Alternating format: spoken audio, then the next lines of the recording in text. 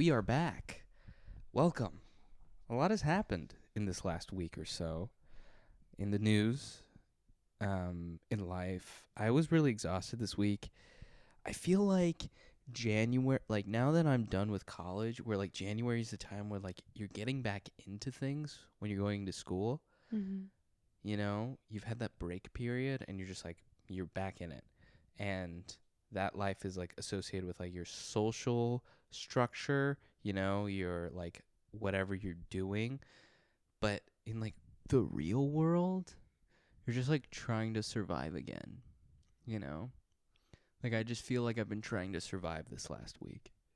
Yeah, I also feel like you had a particularly difficult week. But I feel like there are a lot of people who like just January is like them just coming back to work, because I feel like November, December months can just be everyone's getting ready to vacation, so everyone's in like a really great mood, and then January comes around, it's still like the middle of winter though, you know? Yeah. Like winter has Well, I just do begun feel like, and all the fun stuff is done.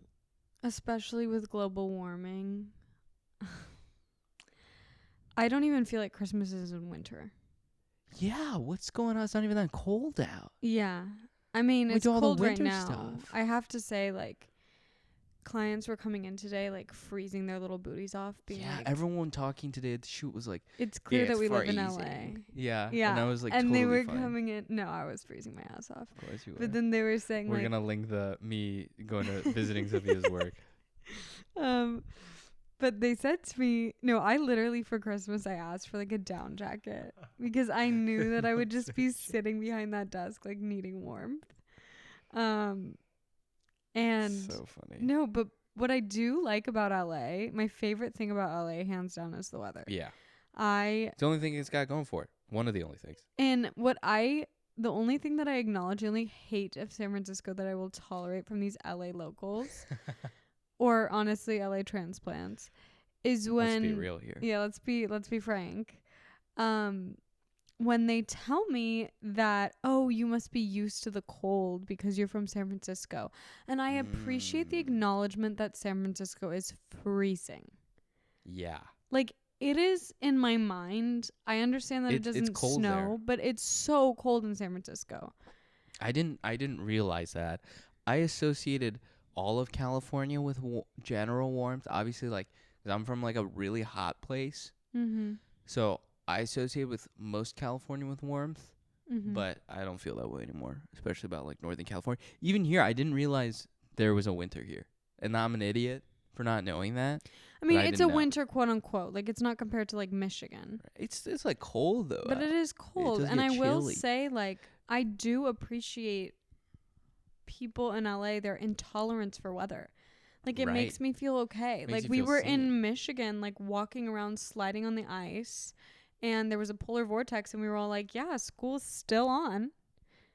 Like, yeah, it's like I feel totally like they have, fine. like, rain days in LA. Well, in Michigan, like, and in states that get a lot of snow, they're so well equipped to deal with snow. Yeah. As soon as snow happens, the trucks are out salting the roads, already sweeping, like, the world. Which is honestly, I felt like I was able to handle winters, weirdly enough. I was not able to function.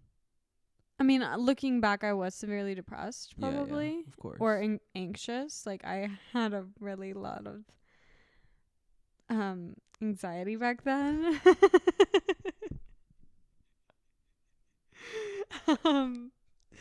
But, you know, in it, I didn't feel like I was dying. Yeah, that's true. But I think that's like a survival mechanism that I have. Like, I look back at things and I'm like, oh, that was pretty bad. But in the moment, I'm like, you're just moving forward. I'm okay. I'm moving forward. That's true. And honestly, like, a sign that things are going pretty well for me is that I feel like complaining. That's actually a good point. I feel like the hardest times of my life, I'm probably not complaining about things. I'm just trying to get through it. I'm just waiting for it to be done. I'm literally just waiting for it to be passed. When I'm like really whiny and complainy or like annoyed, things are generally fine. Yeah, because you have time to like be annoyed by things. Yeah. True. Exactly. Good observation there. Wow. Thanks, buddy. Really didn't think about life that way. Yeah. I've been thinking about life a lot lately. Started taking my anti-anxiety medication. Yeah. It's literally not real anti-anxiety medication. It's like a capsule filled with like chamomile tea. With herbs. I started seeing this doctor, you guys, and I wanted to give you an update because we all know that I have hormone issues, but we don't quite know what those are yet. No idea. We're figuring it out though. I went into this doctor and she like could not hide her poker face that what had happened to me was so horrendous on my birth control journey. Like, she's like, sorry, usually I'm really a lot better at hiding my reactions. She said that to me. Know that. And I don't know. I'm feeling a little like nervous about the whole thing because she is a holistic doctor and like it's inappropriate.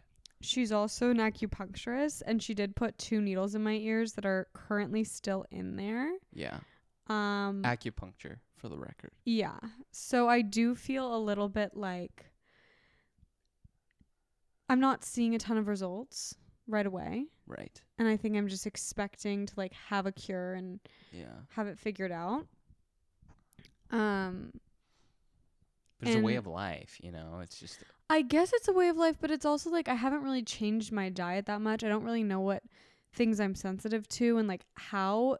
She says that there's like toxins in my liver and that's what's causing it, and I probably had it before I even went on birth control. But I don't know how to like I think change my life to cleanse my liver. But obviously like it's gonna be an experience. I think I just have to be patient. Yeah. And I will say my anxiety is so low that I am like checking my pulse throughout the day. It's pretty crazy.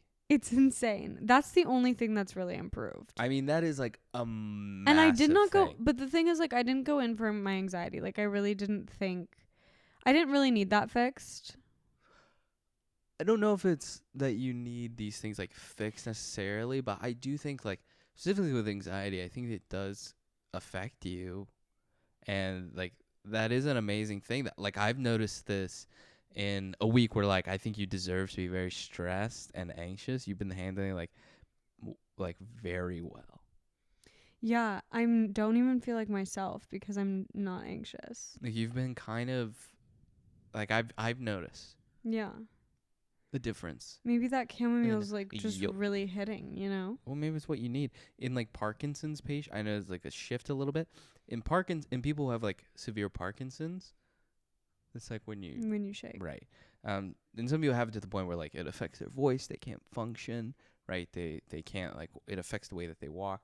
My grandmother had it, wasn't obviously to that extent, but it was kind of extreme. Like your formation kind of changes. They'll give them like marijuana medicinally in like capsules because it'll relax them and relax the neurological function, and it kind of just like balances things out. Well, it is funny because when I was at the doctor's office, she said to me, she was like, when you get anxious, do you have that like roundabout sure thinking, where my thing is like I will just think of the same thing over and over and over and think of what if, you know, right. And it will send me down in like an endless spiral. I haven't had that all week. Wow. I think this is the first really week big. in my entire life that I haven't had that. That is huge. Like in my entire life. That's huge, dude. And I mean, I still feel like nervous, but I don't feel dreadful anxiety to the point where like I can't function. Right. And it was funny, like she was like, "Oh, I'm really bad with number scales." And she'd be like, "Oh, give me like a scale of like 0 to 10 of how you feel, of how tired you are throughout the day." And I was like, I'd say like a 5 or 6. Like I'm pretty good. Sometimes I have to take naps. And she's like, "That's a 0 if you're having to take naps." And I was like, wait, is 0 meaning you're like really no energy? And I was like, oh shit. And then she said the same thing. It was like for anxiety. She was like, 0 is a panic attack. Did you? And I was like, oh, okay. So I think I'm just like. Yeah. Did you tell her at all about like the schedule that you were under of like the hours? Yeah, involved? and I changed that. And she did say, she thought that like what was making me tired, first of all, was my schedule. Second of all, was my and she said 8 hours of sleep. I don't get 8 hours of sleep. Today I didn't get 8 hours of sleep because we started the curse last night. I kind of want to like briefly talk about that as well, but anyway. Yeah, true. Today I didn't get 8 hours of sleep, and I slept from like, I think my sleep schedule was kind of fucked. Oh yeah. Yeah, like I should be going to bed by 9 p.m. I mean, that's pretty early. I'm not gonna lie. But I wake up at 6. That's 8 hours. 9 hours. What? Yeah. 10. I'm not good at math. I told you I'm not good at numbers. Okay. Anyway. Yeah. You don't have to apologize to me. Yeah. But anyway,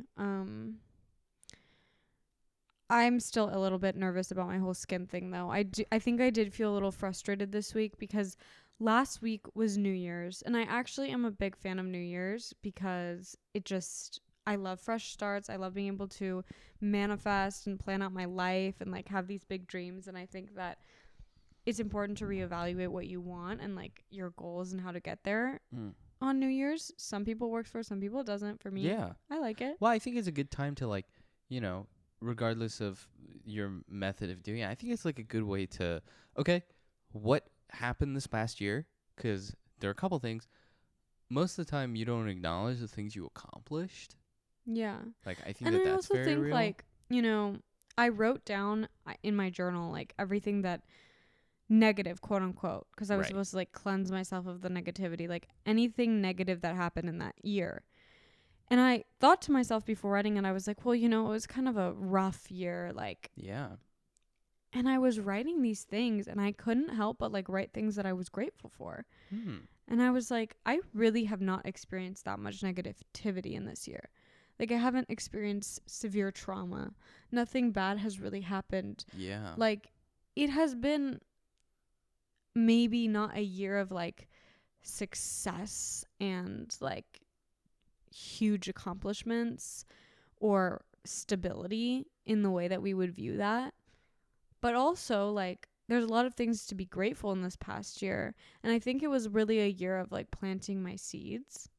Yeah. And I think that this next year, maybe I expected like these plants to grow that I'd planted in this week. Like I was ready for the new year. I had my manifestation board. I've never actually made a manifestation board. I've just like, done the whole like candle witchy Bernie thing that Leela taught me. Shout out. But seeing it every day has really helped me. And in my mind, I'm like, okay, obviously I'm gonna get these things like tomorrow. Right.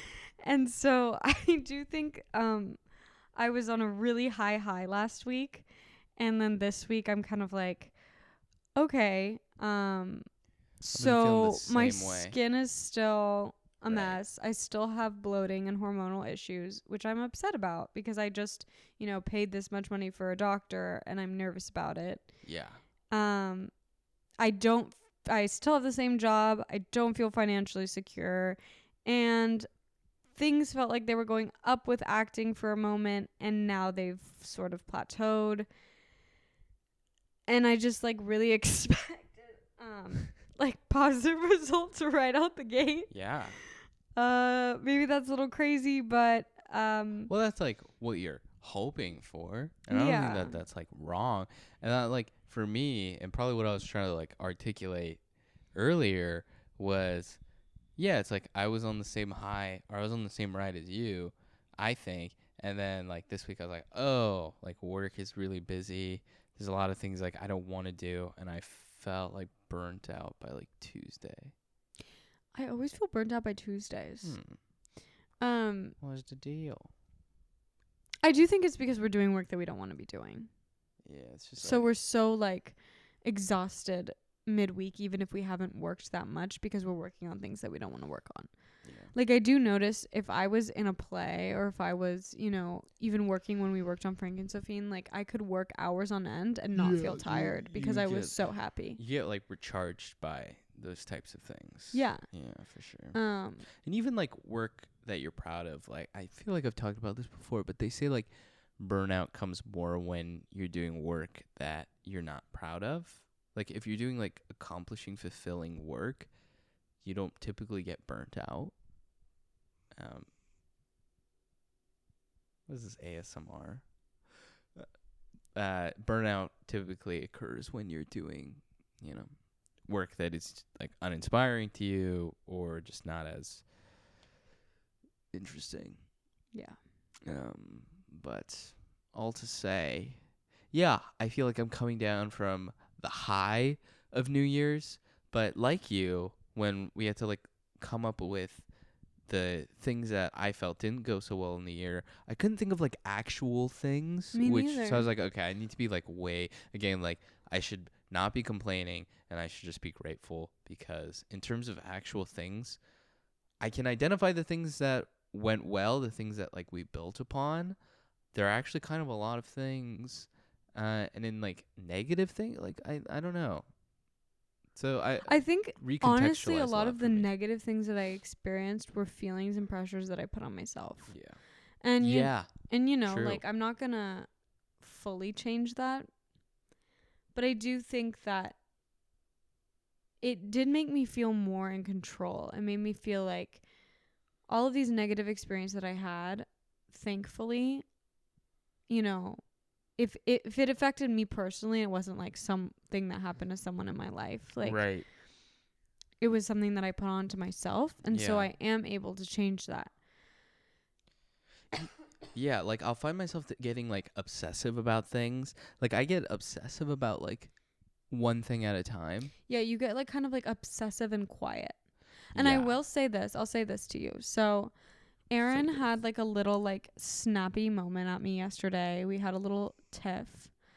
And I realized on my walk today, like the reason behind that tiff. It was because Aaron had to get up for something at 9 a.m.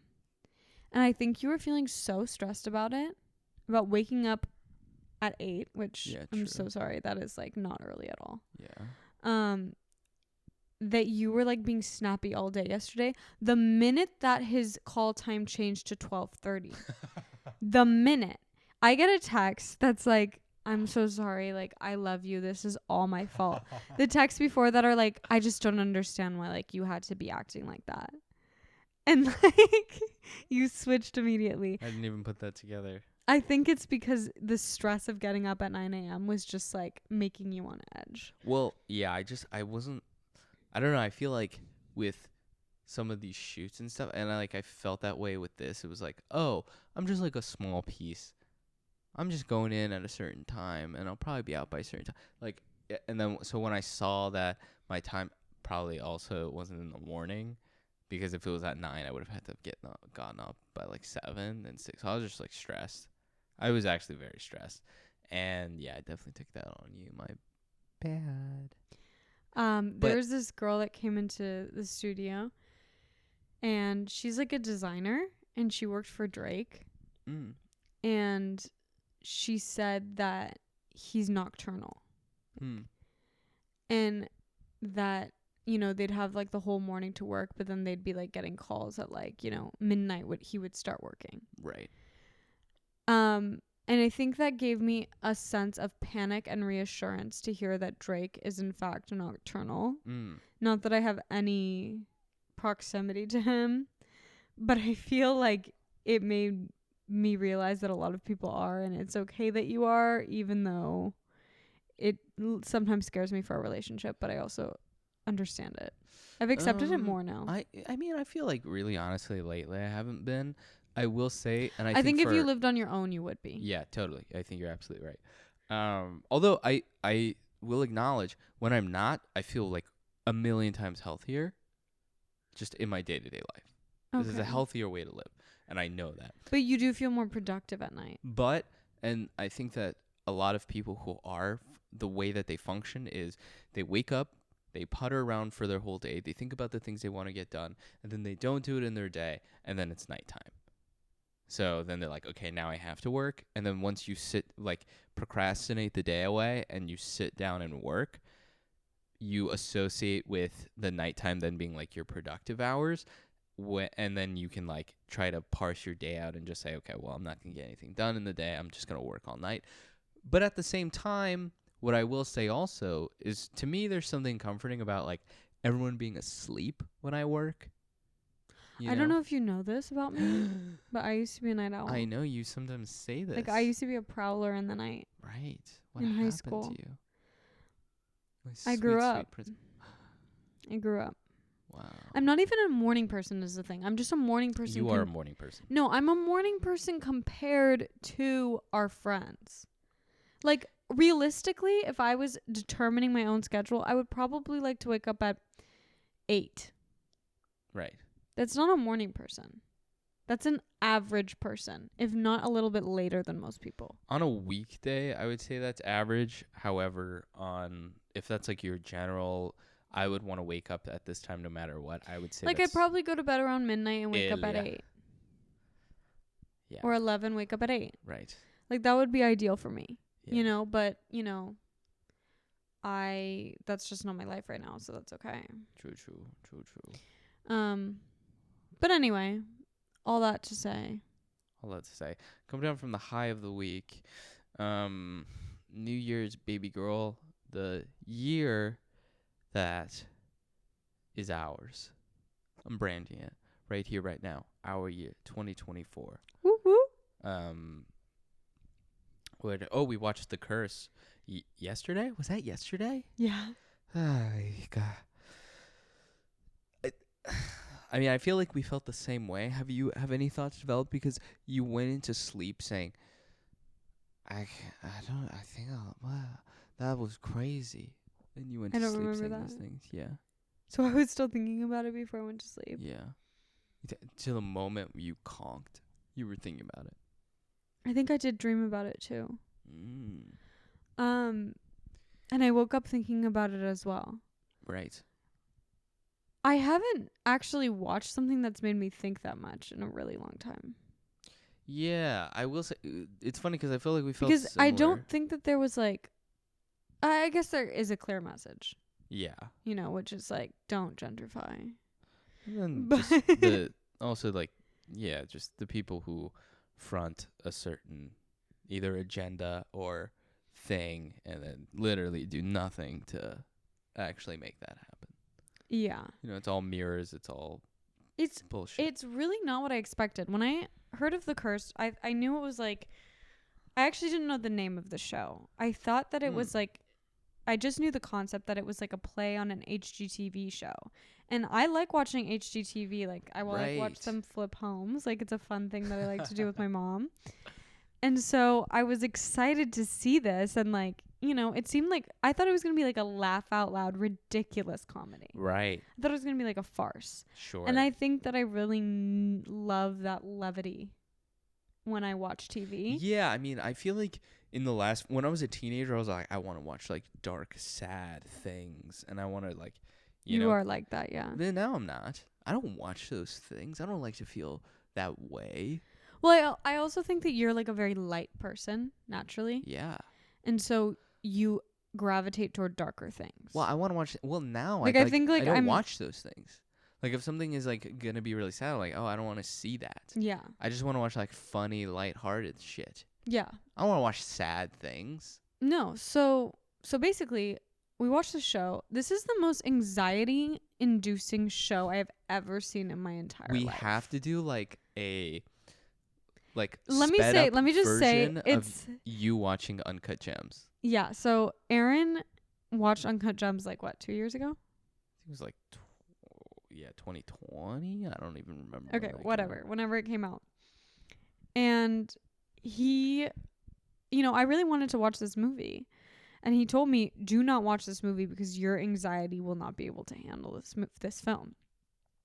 And Ben Safdie, which also the Safdie brothers broke up. So if you guys know any tea on that, just drop it below. Yeah, it was anxiety. Like I couldn't watch the movie. Like it was way more anxiety inducing than The Curse. That's, to me, not even comparable. Wow. Like it is. And Good Time, which is their first movie, also like that. Okay, I know. So the Safdie, like their stuff is like every second something is being said. There's always something going on. The stakes are always like life or death. Like it's crazy all the time. And I think that makes incredible art. Like I really do. No, it's like really good. I think that's like amazing for any actor.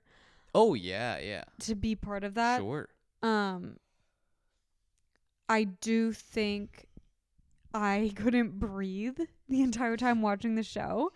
Thank God I started taking those chamomile pills. Yeah, Am I when you right? Because did. Jesus honestly, Christ. like I felt my heart stop, and I was like, "Oh, okay, I'm just back to normal, Sophia." Like, Well, it's funny because I feel the same way about like it's funny, and I thought about this yesterday, but it's like I never would have paired Nathan Fielder and Safdie's together, but it's like the perfect, like you saw Nathan For You yesterday. Like they have the similar, and if like you watch Uncut Gems, which you probably will, or not. they like both have like a similar like anxiety inducing vibe Yeah. that they both kind of capitalize on. And I didn't see Uncut Gems, but like the way that they both act is like deadpan in a way. Yeah, with Safdie, you mean? Yeah. Yeah, he's not in any of his movies really. Oh, okay. Or he's in Good Time. He's not in Uncut Gems though. Okay. Yeah. But it seems like very like, I don't know. Yeah. I get what you mean. They kind of play similar characters in the show. Yeah. In my opinion. Oh my God, do you want to know something funny? I wish I had a photo of him to show you. The director and AD of the shoot I was on today, but they looked exactly like them. Both of them? Yeah, together. The director looked like Nathan Fielder, and then I'll find photos later. Oh my God. Exactly. Were you scared? I was shocked. Did they act like them? No, they were super nice. Was it them? They were genuinely, yeah, it was I them. mean, we're talking about the characters from The Curse. Yeah. Who are probably like the worst people. Yeah, that's the thing too. It's like I can appreciate that, like artistically, it's very good. I think I do kind of appreciate that they would like write such, like that they wrote themselves as the worst possible people. right. You know, because I feel like sometimes you want to write yourself in like this good light. I don't know, Sure. but I just really liked that they really made themselves so Like, icky, just pieces of shit. like complete. Couldn't get shittier. Really couldn't get shittier. I feel like that's stuff they're into. There's also a lot of pee jokes. There's a lot of pee. A lot of stuff. pee stuff. Like, It's interesting. yeah. But yeah, I don't know. With like even like Nathan Fielder, although like his stuff is typically like comedy, but with like the Safdies, I never like enjoy watching their stuff. I'm like, oh, that was like a good movie, and I'm thinking about it constantly, but I'm never like, oh, like I never have the urge to rewatch any of their movies. Mhm. I'm glad like I I've am seen having them. the urge to watch it again though. To continue the show. Yeah, to continue watching. I would never rewatch this show though. No, simply not. Like ever. I would probably never rewatch Uncut Gems. Maybe like scenes, but like never like the movie again. Yeah. Cuz I'm not like enjoying watching it. I'm like watching it like I want to watch like, you know. Like I'm the type of person like if something anxiety inducing happens in a film, I have to like get up and walk out of the room. Or like look away from the screen. Right. Like I just can't do it. Yeah. It's But a lot. you know. Anyway, that was The Curse.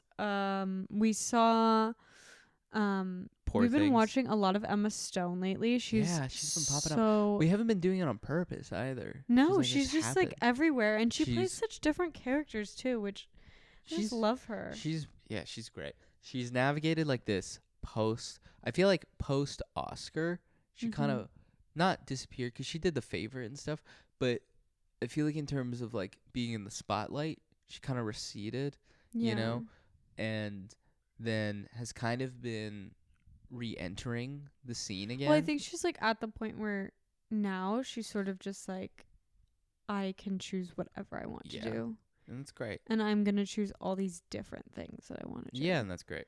And I mean, she's come out with bangers this year. Yeah, so. but Poor Things I really loved. And then we saw Mark Ruffalo speak, and he was just so down to earth and nice, you guys. Yeah. I mean, literally the definition of someone who... He is probably, like, the definition of perseverance. And you could tell... I feel like sometimes, even, like, when I'm working at the studio and, like, even, like, people not as big of a name as Mark Ruffalo... Right. Are, like, walking in, and you can... And this is not all people, but you can kind of just tell some of them, like... things were either given to them or they didn't have to like. There's no like chip on their shoulder. Like they just Right. don't seem down to earth. Like it's. Well, they haven't like struggled to the level that most people have to struggle. Like if you're 23 and you've made it, or like if you're in your 20s, like low 20s, and like have like booked a humongous role, like that's a limited struggle compared to Mark Ruffalo. Like what fucking Mark Ruffalo did, which was like 10 years of grind. Like an occasional guest spot, one liner, maybe you'll be in like a little thing, but like grinding the fuck out of it. But when I like hear stories like that, I'm like, Sophia, you need to check yourself before you wreck yourself, girl. Like if Mark Ruffalo can do it, you can do it. Well, it's just like, I think, and I was listening to Seth Rogen, he was talking about it too. He was like, I mean, I'm an idiot, so like I don't know anything, but all I know is I've seen people do it from about every, like meeting someone at the grocery store, meeting someone at the bar, auditioning. Like I've seen someone do it in the weirdest of ways, in the most conventional of ways, and all I've learned is that there's no one way to do it, and then two, the only way to do it is to keep doing it. Yeah. Like that is the only, he's like, that's the only thing that separates the two groups. The people who gave up because it's tiring or demeaning, which it is. It's very tiring and it's very demeaning. But that filters and weeds out a certain level of people and a certain amount of people. And then there's the ones who just continue to do it, continue to try. Yeah. And yeah, there's no one way to figure that out. And I don't think that that's just with like performance things, but that's like kind of anything in life. Life which to I a think degree. like when I look at, you know, where my friends are at right now, because it's really easy to compare myself to like 23-year-olds who have made it in the business. But then I look at like where my friends are at in their careers who are non-actors, and I'm like, oh, we're in similar kind of places. Yeah, of course. You know, like we're post-grad, we're kind of like figuring it out. We're not maybe working our dream job, but we're like just trying to get by. Yeah. And of course, like I don't have a 9 to 5, and some of my friends who are non-actors don't have a 9 to 5 either. And there's like this instability in that. Like I will say, sure, sometimes it makes me really nervous that I don't have a 9 to 5. But then I'm also like, well, right now in this moment, I should also be grateful for the fact that I have the freedom to figure it out, you know? Yeah, of course. And like I have the freedom to not just be and not on the same grind my whole life. Not on the same grind your whole life, and like it's really scary when things are not defined for you, but and it's really easy to focus on the fact that not everything is defined for you, and it can be really scary, and then I feel that way sometimes too, but there is also a freedom in that. Yeah. And again, like anything, it always feels better on the other side. If your life was planned out for you to a T, you would miss the freedom, excitement, and there's a lot of possibility. Yeah. And I do think like with an actor's career, like your life can change overnight. It can change overnight, and which is, you can also build things for yourself in the meantime too. Yeah. I think that it's encroaching on a point where there's just going to be more ways to figure things out than before, and I think that's a good thing. I think that that's great. It's a grind, man. And Mark Ruffalo was the leader of that grind. He literally is the face of that grind. I don't always like love his work. Massive respect for him though. He was also like, he comes off like even nicer and kinder in person. And he fucking killed it in Poor Things. He was so good. I loved him in that. He was so good. I thought he was great. Aaron was laughing so loud. Oh, I thought he stole I know Emma Stone was great in it, but I'm not surprised that she was as good. Like, you know, like you like see her role was the juicy role. You see the trailer, and it's like, okay, this is the juicy. This is the juice. This is the meat. And Emma Stone's a good actor. She can take the meat. Mark Ruffalo, I did not expect that, and that is like a hard role to I make. didn't even realize that he was in it. Like, I feel like he wasn't even in the trailer that much. He was in it a bit. Okay. He was maybe in it the a little bit. clip side scene were more with Rami. Rami? Yeah. Yeah. But oh my god, I thought he was just so weird and crazy. He was so and out good. of pocket. Like the choices he was making were like he would fall in and out of like this crazy accent. Yeah. In like the best of ways too. He was just like awesome. What I did like about that movie was it was really dark, but it felt so fun. And there were such moments of like fun, man. Light. Yeah. I mean, it was really dark, but I do think that you need that for that kind of movie. Otherwise, the points don't hit. You know? No, totally. And it was just weird and kooky, and like sometimes you just need a kooky girl. You know? Yeah, for sure. Oh no, I thought he was fantastic. I was talking to Chris. He did not like it. Him. Really? Yeah. But I think that's because he probably didn't like the character. Yeah, maybe. What did he say? I really didn't talk to him much about it. Oh, okay. I'll be excited to get that juice, though. I know. I want to know what he thought of the actual story. I know. But I thought it was great. It was probably the best thing I've seen this year that has come out this year. And I thought he was awesome. Yeah. Like, I loved him in this movie. You really did. No, I like we left and I was like, oh my God, Aaron has a crush on Mark Ruffalo. No, I thought he was like objectively so exciting to watch. Yeah. I was like excited when he came on screen. Yeah. He was great, and I think just like the way that he spoke at the end was just really unpretentious, good head on his shoulders, and just seemingly like grateful. Yeah. Which is probably very rare. And he like really talked about like his theater background, even in that like 20 minutes that he was speaking or whatever. Yeah. He talked about how he used to do shitty theater, and like when they would bow, they would like cheer as they were bowing to make up for the lack of audience. Really. So like clearly he, attributes that to part of his training as well, and like part of his career. And that was like a really big important part of his career, even if he wasn't making money doing it. And I think that's a good reminder, because it's like, even if you're not getting paid for something, but you're putting your efforts toward creating something, I think sometimes it can be hard because, like with my dad will often say to me, like, you just need to be grinding right now while you're young and saving up all this money and making all this money right now so that you have something for the future. And I think like with actors or other careers, sometimes it could be a little bit different, because the grinding that you're doing, like the behind the scenes work, you're not getting any money for it. So like you are saving up, like you are building towards something, but you just the points aren't stacking until you get something, Yeah, exactly.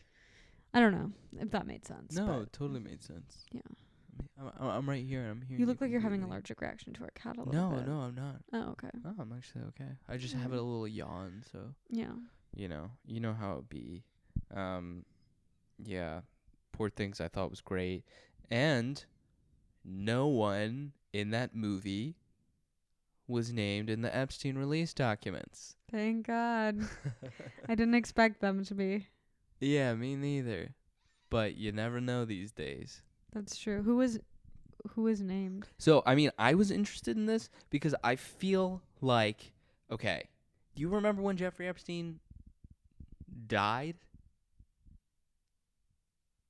Like, way back when? Like, do you remember, like, the day? Like, because I remember, what do you like, mean when it died in quotes? Well, he's murdered, but, I mean, come on. Okay, I literally like thought alive? that like he was roaming this earth like as a frozen body. Like, special guest. Oh my God. Jeffrey Epstein. That gave me the chills. That literally sent a chill down my spine. The way that you said that. Like he's like Disney, like living under the ground, like frozen. Oh god. He's frozen. I feel like they would freeze him. Yeah, they would freeze him. Oh Donna's my all god. worked up after that one. Donna, run. But anyway, when he died, wait, what do you mean he was just murdered by the people in prison? Well, because he was arrested. Yes. He was arrested, and he was in like the New York State Penitentiary, which is like a hardcore prison, really terrible, I thought he people. killed himself. So that's the story. But he is like the most high-profiled case.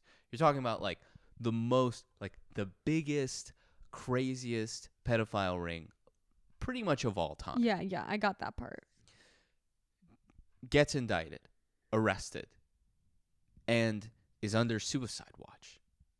Mm-hmm. All of a sudden, the guards fall asleep, who are guarding his dorm. He has a cellmate. His cellmate is taken out of the room. He's alone. And he's on suicide watch. So, they restrict anything and everything that could be used, right? Guards fall asleep, and the cameras in the cell cut out. They find him dead.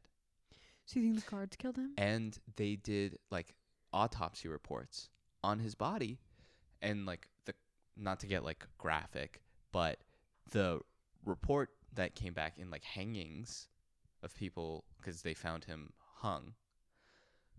In like when you look at all people, like whether it's in prison or people who have like limited things available to them, like the anatomy of like the cracks show like strangulation and not like hanging. Oh yeah, he was murdered. The person who did the autopsy was like, I've seen hundreds of cases similar to this, and you don't see 3 like fractures in the neck. You see like 1 or 2. Wait, so who killed him? No one knows, and there have been no long-term investigations. Think it was the guards? We don't know who it was. Well, I don't think anyone wants to punish the person who killed Jeffrey Epstein. Well, the idea is there are a lot of people implicated with Jeffrey Epstein. Oh, you think it was someone on the list? Yeah. I thought it was just a good guy being a vigilante. Vigilante criminal. If that's what it is, that's awesome. I thought it was Robin Hood. If it comes it was back, a guy in green tights that just came in there. If it was Batman. If it was vigilante crime, that would be amazing. If it turns out that was the true story, I really thought that it was a vigilante criminal, that is vigilante crime, that would be amazing. Dedicated to sneaking to penitentiary and killing Epstein. That is. But you just think it was another pedo that was on his island, which is so much more disappointing, but probably way more accurate. Well, I mean, like all the people who have been implicated, like a lot of political people, a lot of celebrities, like they have the money to kill. Like Trump is obviously in the logs. I feel like Trump just wouldn't do that. The Clintons are in the logs. Do you think the Clintons would kill him? They have a history of nefarious things like that. But I mean, all of these people do. Wait, who else did they kill? There was with investigations about Clinton's conduct, there were tapes involved, and one of the people in the White House killed himself in the forest. Like, what? And then also... why did he kill himself in the forest? If you know what I mean. Because he had information that could implicate. What? About Clinton? Yeah. Doing what? Bad things. Having affairs. And who knows? And what else? I don't know, man. I'm not him. I'm not trying to, like, go on the record here with some implications. Chills down the spine. Some chills down the spine. And then, so I was looking, and like, I was reading about... We better be careful what we say. I know. I don't want to, like, get involved here. Chicka, chicka, chicka, cha. Although, like, come on. Who will come after us? You never know. There was, like, in the logs, this name Andrew. Andrew, coming constantly. If you're hearing an Andrew in connection to Epstein, you're thinking about... The prince. I was going to say the king, but we know that's Okay. Charles. Prince Andrew. But Prince Andrew is listed in the logs by his like full name. So there's this What's person. his full name? I don't know. Andrew. You're right. Whatever. Windsor. Windsor. I have no idea. I watched The Crown. I should know this. Yeah. What the hell is his last name? Whatever. Keep going. But there's this other Andrew that's listed in these documents over and over again. Turns out he had a close confidant by the name of Andrew who was being pursued by the FBI, and he died. Of a hanging. Not of a hanging, he died. In the forest. He like went missing and died of suicide. So you get these like real, and look, I'm not saying these things are conspiracies, but you're getting these very strange coincidences when people who are being pursued for information are suddenly dying. Ghislaine Maxwell, who they've caught, right? Like she's in jail, but she escaped. What did she do? She was Epstein's girlfriend and solicitor of all these things. I mean, she literally was. She was like right-hand man to all this shit. Like really bad. And she went missing. She escaped. Epstein was caught. He killed himself. Ghislaine fled for a very long time. And, like, there were investigations, but, like, no one was interested. And when Epstein fucking killed himself, no one cared. Well, People just it's let it go. obviously because the people in power are the ones who are part of these pedophile rings. Yeah, it's just, like, crazy that, like, people it's like what I chill was with this saying. shit, man. Like, It's nuts, okay, I dude. haven't seen this movie, which is honestly, like, hypocritical on my end. But The Sound of the Freedom was like this movie that was done where they like researched these pedophile rings in South America. Oh. And I've heard a lot of it like child trafficking is what it's about. And I've heard a lot of it from my family in Colombia. Yeah. And when I was on Spanish TikTok for a little bit over there, I was getting like ads for it, but I wasn't seeing any ads here. Like I wasn't seeing, and it's an American guy who did the movie. Right. And I wasn't seeing like any billboard, and I live in LA. Like you would see something of this movie that was coming out, and like all my Colombian relatives were like, "Oh my God, it's coming!" And it's in English. Yeah. So it's like very odd that there was just no advertising, and we live right, near Hollywood. Sure. So it's like you would see those things. And it's just so obvious that people are like covering up. Yeah, it's crazy the level but it's also just like, I don't know, with like. But also like I'm not surprised, and that's I think the saddest part. I mean, I'm not surprised that people in these positions of power like do things nefariously. But this is the other thing I read, or I was listening to. There was this podcast of this business analyst who met Epstein a few times. And didn't like go to his island or anything, but like he was quote unquote a businessman, and he met with Epstein, and he was like, it became very clear to me very early on that Epstein did not know anything about business. Mm-hmm. He kind of branded himself as, he like, was a fun, he raised If anyone funds. is a vague businessman with lots of money, watch out for your life. Yeah, watch out for your damn life. And he said, it became clear to me that Epstein was someone who, when they raided his Manhattan apartment, they sealed so you can't actually see the photos. An entire room dedicated to surveillance. Everything, all of his properties were surveillance.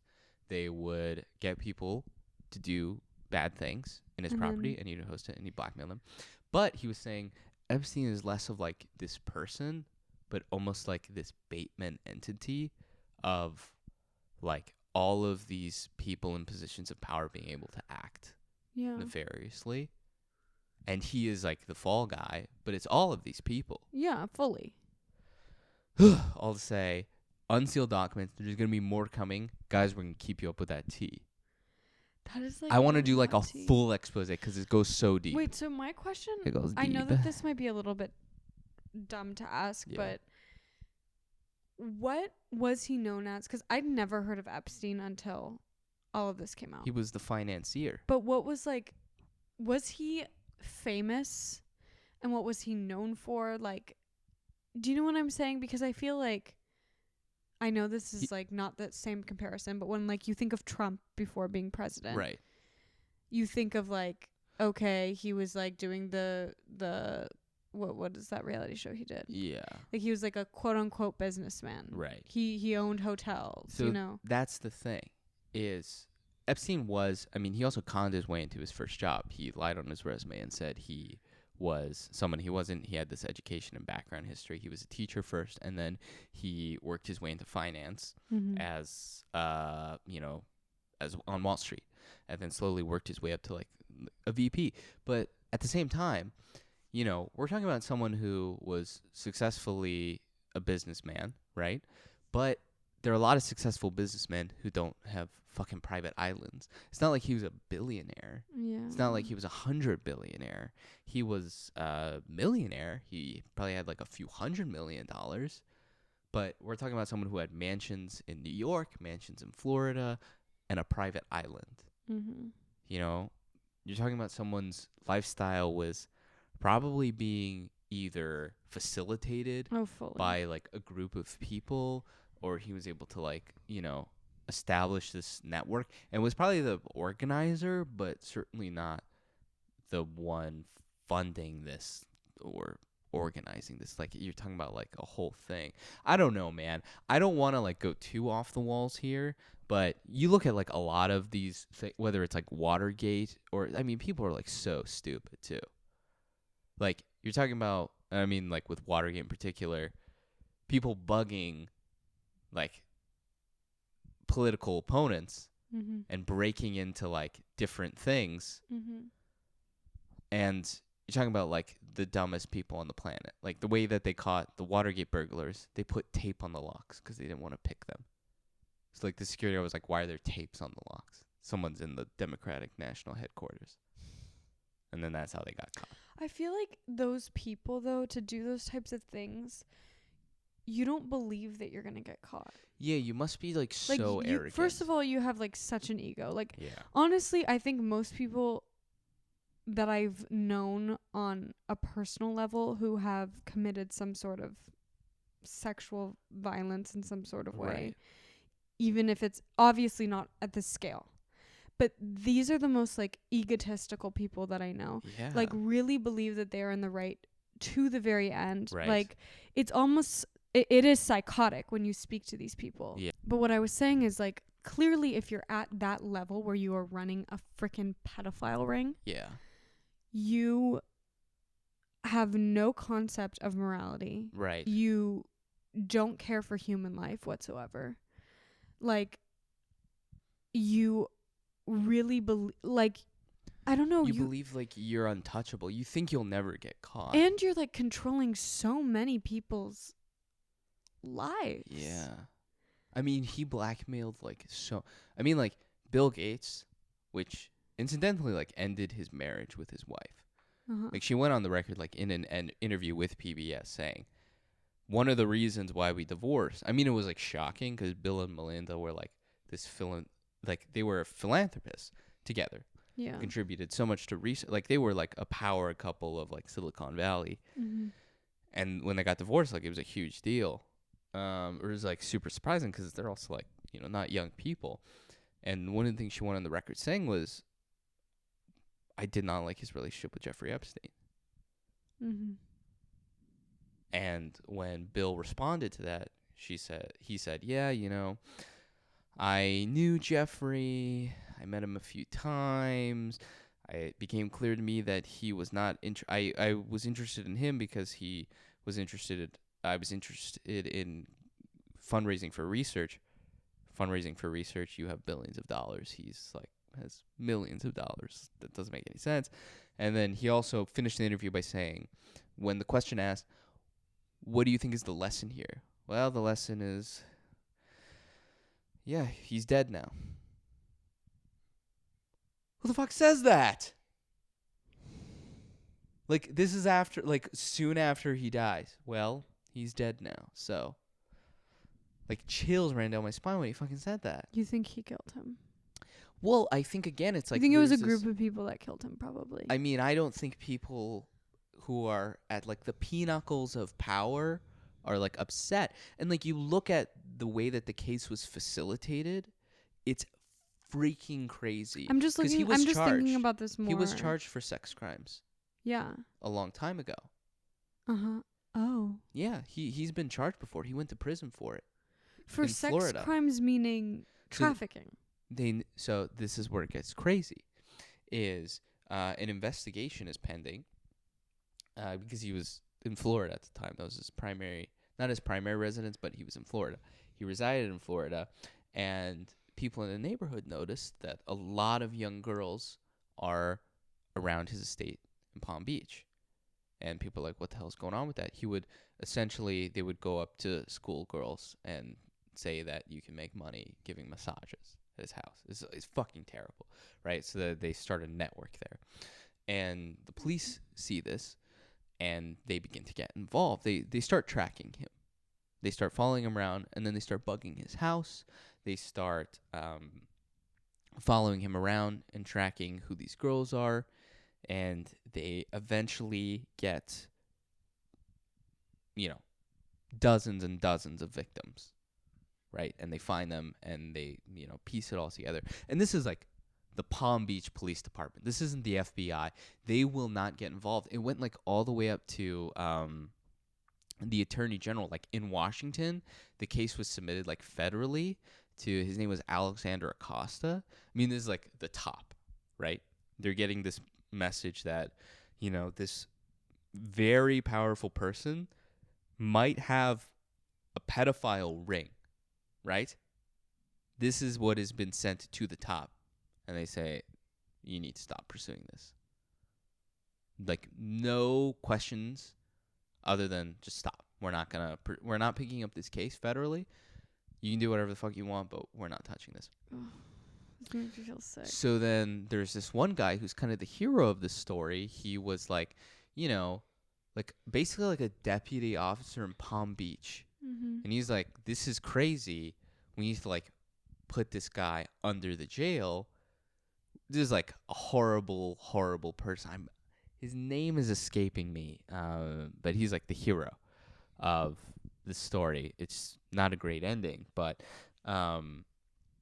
they gather enough evidence to bring Epstein in and charge him.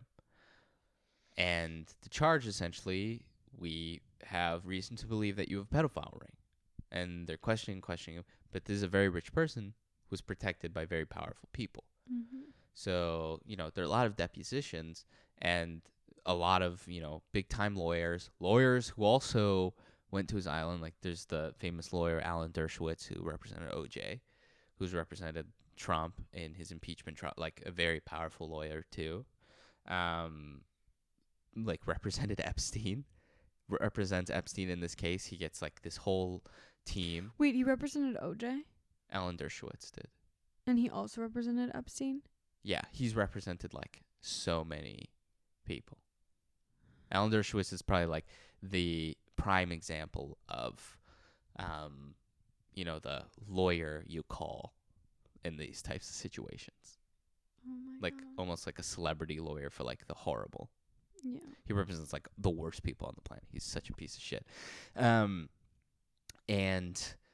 he was on the island too, by the way. Obviously. And he was like, well, it was, I was with my family, so I never did anything bad. I'm like, okay. You were there more than once, buddy. And so, he has a stacked law team, and they're going against like a police department in Florida. It's not fair. And you're talking about like this state police department who went really hard in taking the lead on this investigation, when on a federal level, people are telling them to drop it. People are telling them to be careful. They had someone who was willing to go on the record to speak about it. And on her front doorstep, there's a victim. Oh, no. Is an ear. A human ear. She receives. So you're getting like this intimidation, these people who are kind of threatening lives in a way to not speak out. So, there's a lot of adversity, and the deal that they broke, they essentially said, they made a deal with the police department saying Epstein is going to be charged with, I'm forgetting what it was exactly. It wasn't pedophilia. It was some kind of, it was some kind of sex crime, and he went to jail for it. But the deal was like a year in prison. He gets his own section of the prison for himself. He gets to leave during the day. And he only has to return by like a curfew at night. So he technically has to stay there overnight. But he gets to leave during the day, continue to facilitate this ring that he is building, and go home and sleep at night. I mean, it was like a joke. It was a total joke. And part of the deal was, if you're charged for a crime, you can't be charged again. Is that real? If you're charged for a crime, you can't be pursued for that same crime. So like if OJ came out tomorrow saying I did it, he can't go to jail for it. He can't be charged for the same crime twice. Now, if OJ killed someone else, I mean, you can't. Right. Not permission to kill someone else. But if you can't be charged for the same, you can't be tried twice for the same crime. So what he was going to argue this time around before he was whacked, essentially, was basically made a federal deal. I can't be charged for this shit. This is all old shit. I mean, you're talking about like this crazy, crazy stuff, man. So how did he get, what was the second time? How did he get to the point where like where they brought him in where again? the FBI was involved? Well, I think it eventually got to like a point where it was like impossible to neglect it, and people started to uncover that it had been overlooked on like the top level. I mean, people will only admit to things once they're forced to, and it was getting to a point where it could no longer be neglected because How many years was this? I'm forgetting when it was like maybe 15 years. I mean, it was like a really long time, probably longer. I think he emerged in like the 90s. Yeah. In terms of like the scale that it got to. It's crazy stuff, dude. Yeah. That is terrifying. And like the point being, he is like and it's weird to think of him as like an entity, but he represents this idea that all these celebrities, all these people in power can just abuse do whatever they want. Do whatever they want. That if you literally and really just ruin lives. Like that is so... Oh, it is like horrible to think because about. I do think about like if you were a victim. Yeah. Like I would not speak out. It would you be would terrifying. Die. You would die. It would be legitimately if they terrifying. Killed Epstein, they would kill anyone who's a victim. And then you have people who are so horrible. I mean, like the Prince Andrew interview, the idea that he thought he could like, I mean, this must be a person who was probably just told, was never questioned on anything in his life. I mean, he said in the interview, I don't sweat. They showed him a photo of him with Epstein and a girl who's underage. And he said, that can't be me because I'm sweating in the photo. And I don't sweat in real life. Yeah, he should have been arrested just based on that. What the fuck are you talking about? Yeah. Also, that's a terrible lie, man. That's so bad. Oh, that's so bad. And the worst part is I feel like these people's lives have not changed. No, not at all. They get to keep doing it. Yeah, that makes me sick, honestly. They get to keep doing it. I mean, and this is like obviously like not at the same level, but it's like when you see, I don't know. Yeah, I don't even want to get into it, but I it's just weird when you think about the way, like, there really is no justice.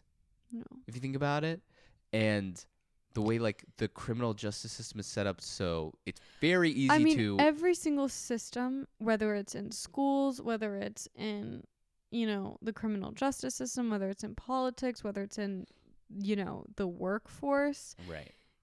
it really supports pedophiles, rapists, rich people, people in power. Yeah, but it really like I think that most systems lend itself to help those people.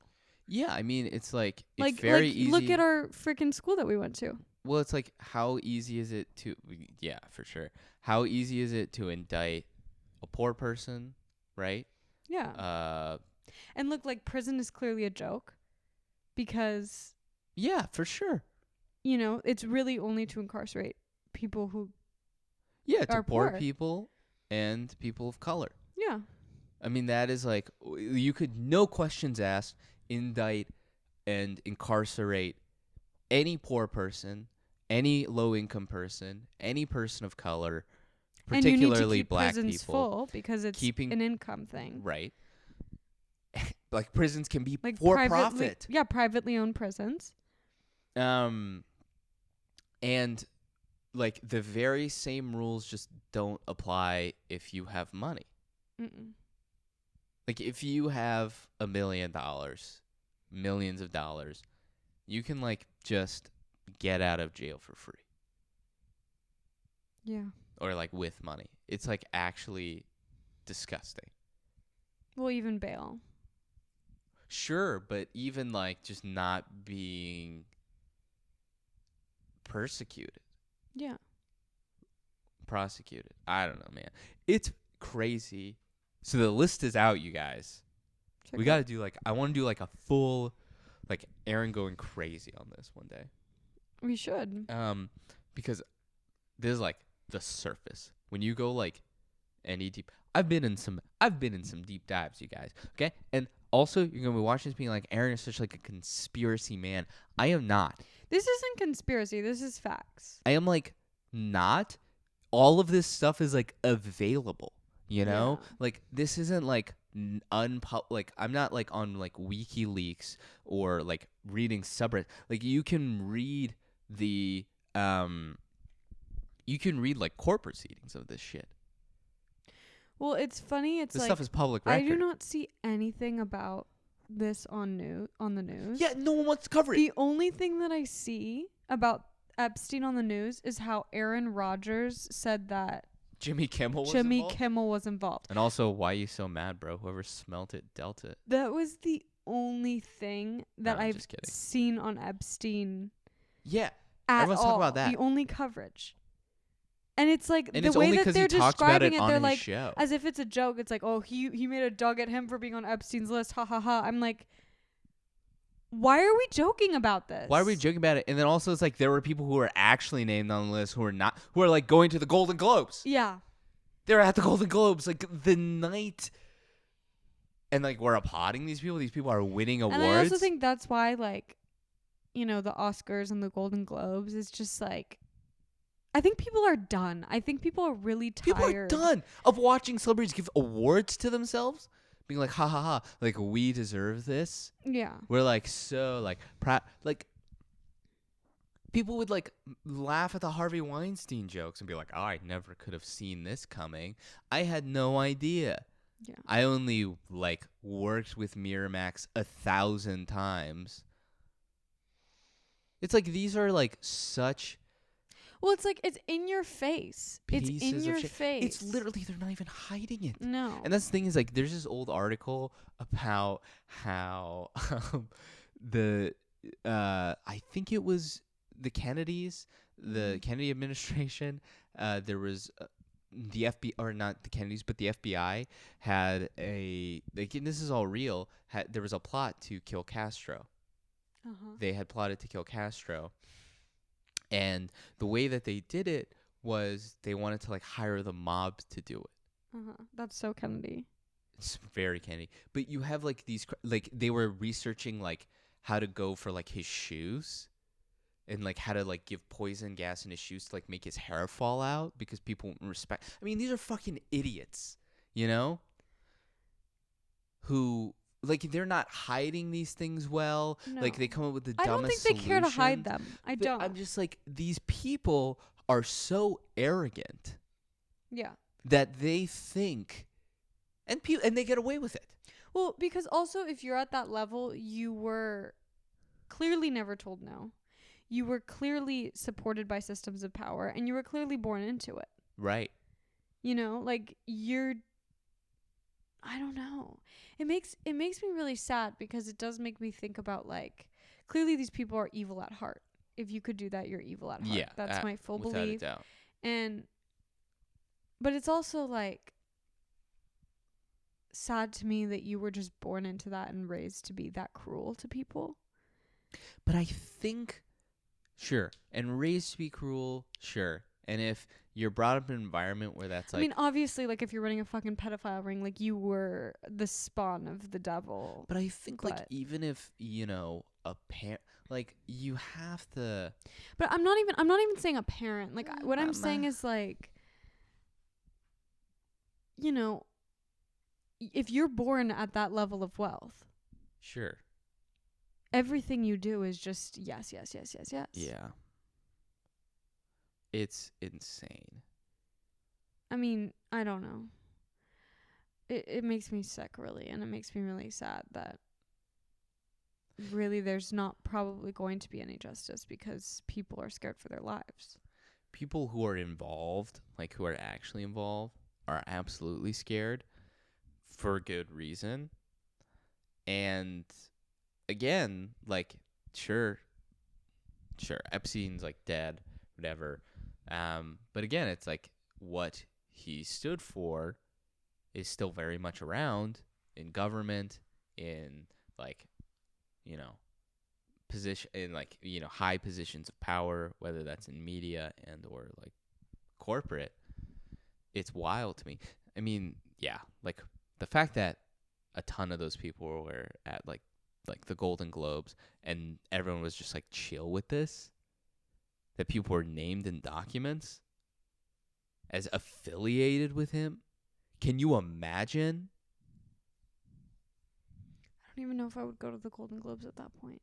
Like affiliated. It really makes me nervous of like also like what those people stand for that were also there, and you know what I mean? Yeah. I think people are done with award shows like that, really, because it's like, yeah, I mean, I have I no mean, interest. Harvey Weinstein was like the king of award shows. Like Right. that just says it all. Yeah. And Well, like when like what was his name, Bryan Singer? yeah, All that stuff. Like he was directing Bohemian Rhapsody. He's taken off the project. They really like swept that under the rug. Bohemian Rhapsody won shit. You know. yeah.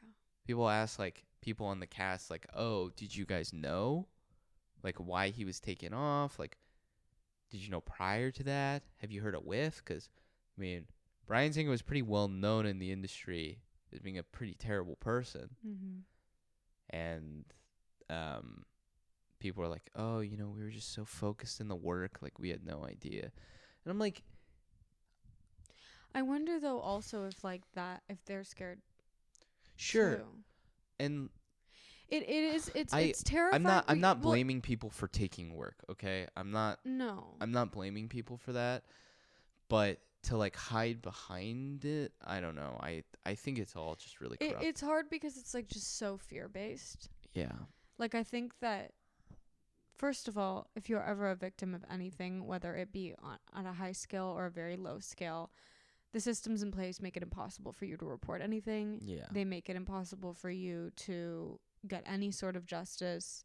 They really try to terrify you within the system. Yeah. Like That's we saw how that it's built. at our school in Michigan. Right. I can't even imagine what it's like at a level of like yeah, where you're dealing with in the someone White who is House. very powerful. Yeah. Like I can't even imagine how fearful that is. Oh, it's probably terrifying, dude. And you know in Hollywood. Oh, yeah. Obviously. And so I don't know. Or in any like, and then in corporate structure, or like, you know, people who are lower income who depend on things paycheck to paycheck who can be taken advantage of. Oh yeah. Because and it's also like their life their literal life depends on it. Yeah, and you're like I need this job. And then you also look at okay, well it is I don't know. It's a hard thing because I think about like how many people depend on that income, and then you also think about like I don't know. My mind is just crazy right now. It just makes me sad. I'm sorry, we went kind of deeper than I thought we were gonna go. No, I meant to do a little Epstein aside. I didn't mean to make it like a feature. No, I mean, I think it had to be. Like, I do think that these.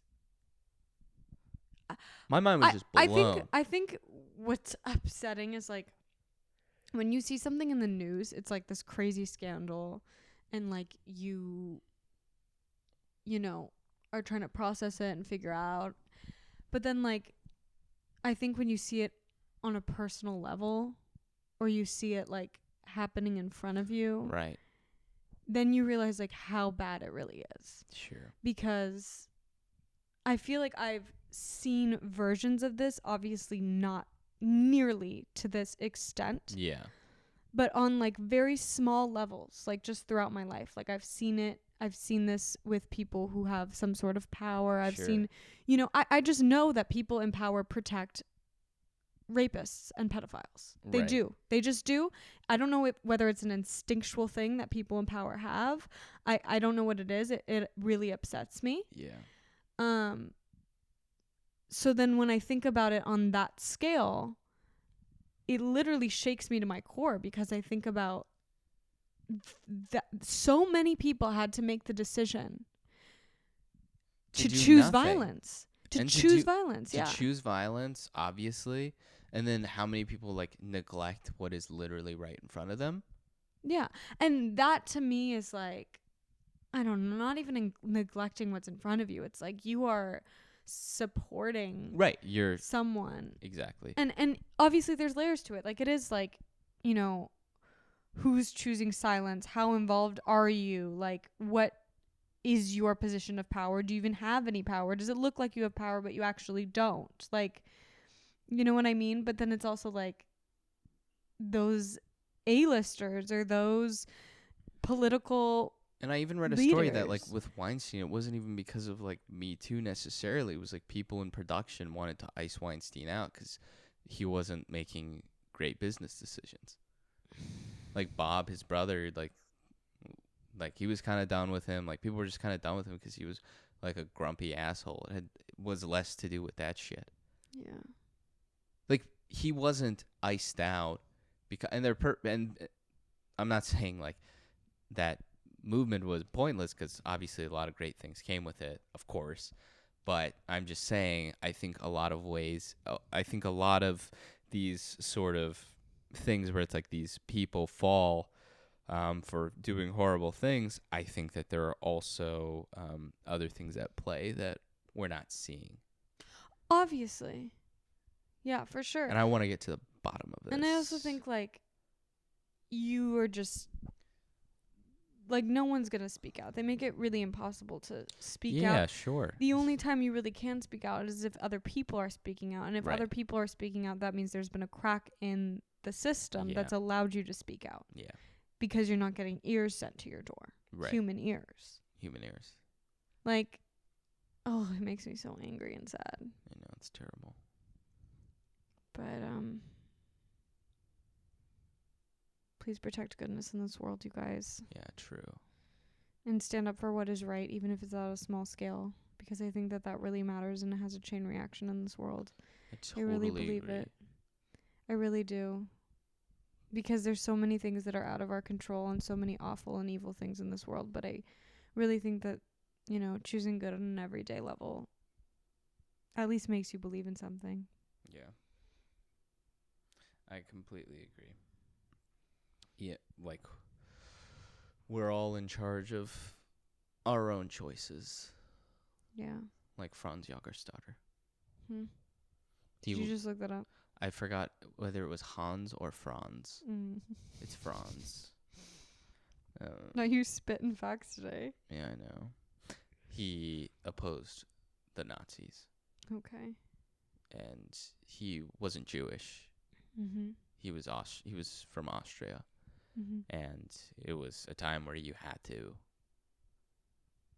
say your loyalty to Hitler. You had to join. And he said, no, I'm not going to do it. He met with, like, the churches, and he was like, I don't understand how we can be like, this is clearly wrong. We can't pretend like we don't know what's going on. We know what's going on. And the church said, you have a loyalty, to your government. The church tells you this. The community, he was in a small community, knew he was unwilling to do this. He was called unpatriotic. And he went up to the Nazis and he said, I cannot dissuade my loyalty to them. No. And he was sent to jail and he was killed. And he had like a wife and kids. And his wife like literally said, whatever you do, I'm with you. And he said, I think like publicly, if God gives us free will, we're responsible for what we do and for what we fail to do. You're talking about like one person, and everyone was saying, you will live.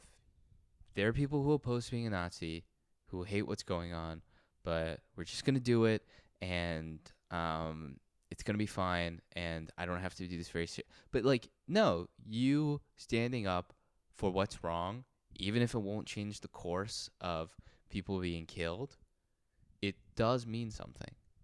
Yeah. And it gives I don't know.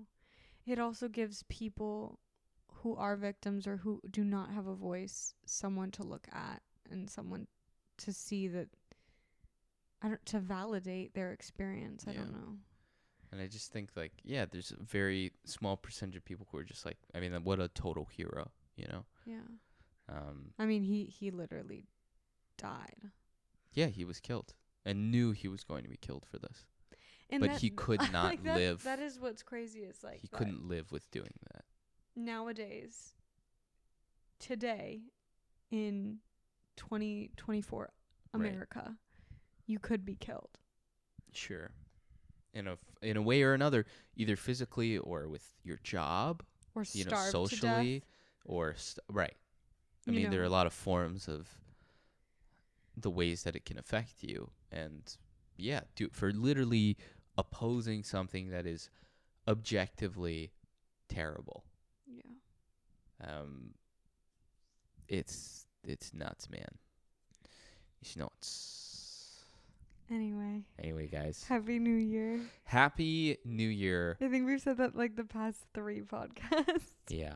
We're really, hoping for good things in this year, so we just keep saying Happy New Year. But we appreciate you guys. I know this. We were like, oh, we're only gonna do half an hour. It's been an hour and 20 minutes. So I actually like really miss like just having a good tea podcast, like just having a little chit chat. Just like just being able. I just miss being with out. you guys, and thank you for tuning in and watching every week. Yeah, we really appreciate you, and our year has been better because of you, and you've brought a lot of positivity and joy into our lives. So thank you so much, and we hope that we do the same for you. True. We will see you, beautiful people, next week. Yes, see you next week. All right, good night. Fee fa fo fun, bitches.